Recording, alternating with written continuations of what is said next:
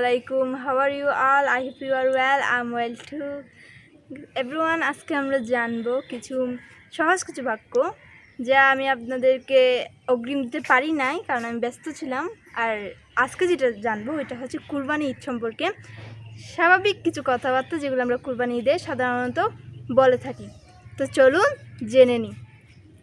আমরা সাধারণত সবচেয়ে বেশি যেটা বলে থাকি সেটা হচ্ছে কুরবানি ঈদের দাওয়াত রইল।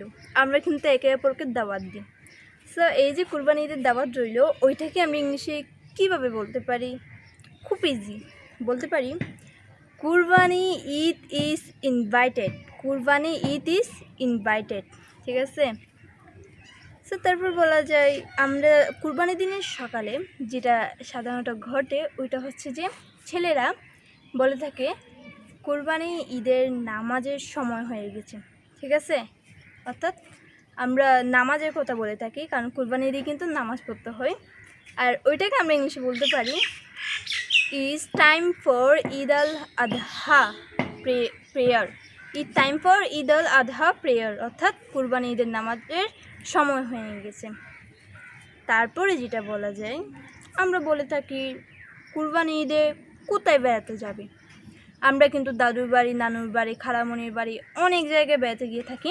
এভাবে করে আমরা বলি কুরবানি ঈদে কোথায় বেড়াতে যাবে।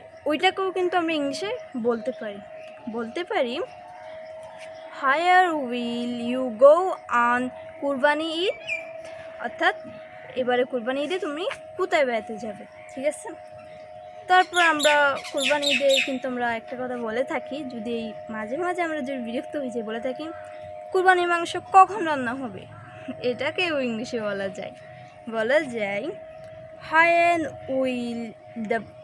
when will the sacrificial meat be cooked. Where will the sacrificial meat be cooked, অর্থাৎ কুরবানি ঈদের মাংস কখন রান্না হবে অথবা কুরবানির মাংস কখন রান্না হবে, যেটাই বলি।